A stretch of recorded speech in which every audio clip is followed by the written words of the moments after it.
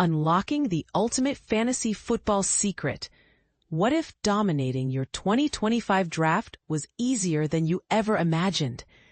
If you've been drowning in fantasy advice all off-season, you're not alone. This year's updates could fill the shelves of a small library. Yet through it all, you've been waiting for just one no-nonsense, straight-to-the-point guide. My approach to the 2025 draft, with all my must-have rankings and can't-miss players. But here's where it gets controversial. Is winning really just about picking the top names?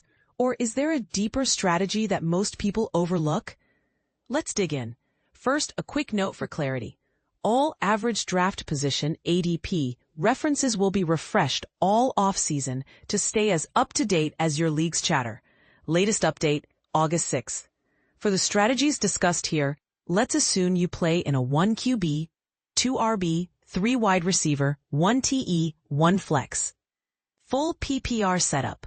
A pretty standard configuration. Game theory, the true edge most people ignore. Want to future-proof your fantasy game like a pro? Start with these essential reads. Upside wins championships, because going bold wins big. Anatomy of a league winner, breaking down what separates winners from the herd. Still, if all you want is player recommendations, you can stick with this guide. But this is the part most people miss. Understanding how to use rankings and ADP together to win. Winning your draft. Copy this simple process. Believe it or not, I've helped total beginners, people who've never watched a snap of football, conquer their leagues with one simple email. Here's the gist. 1. Print out my personal rankings. 2. Print your site's ADP, like Yahoo. 3. As players are taken, cross them out on both lists, pen and paper style. 4. Use my ranking, player quality, and ADP, draft timing, as guides. If a player is high on my list, but lower in ADP, wait to grab them for extra value and maximum strategic edge. 5. Target RBs and WRs with early picks, even depth, before moving to QB or TE. Save kicker for your next-to-last pick, defense for your last. Set your lineup each week by checking waiver wire updates and projections. For most typical leagues, that's almost all you need. However, most of you reading this want to do more than just show up.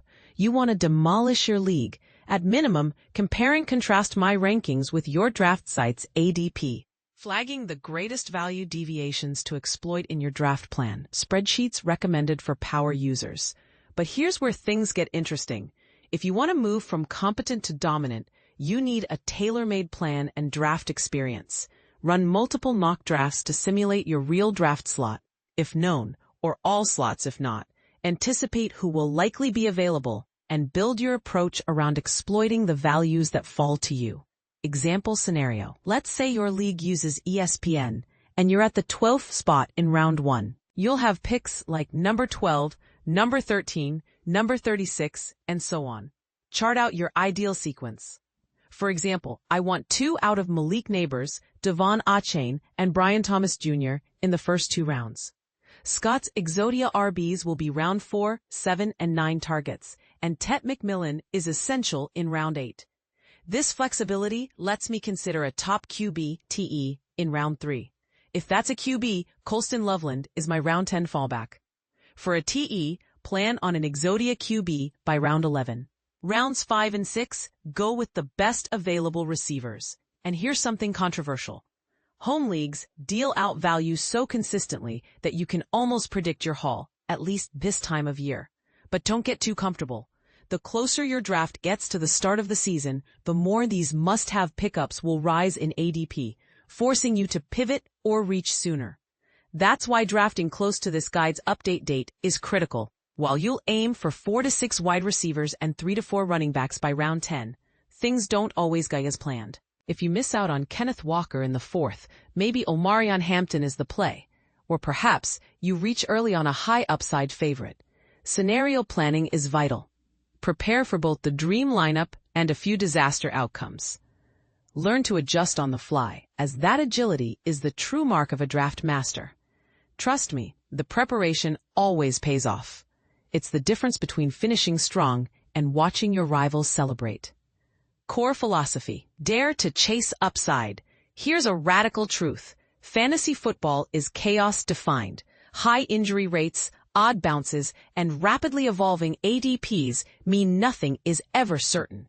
Even seasoned experts like me make mistakes, and that's not only okay, it's built into winning strategy.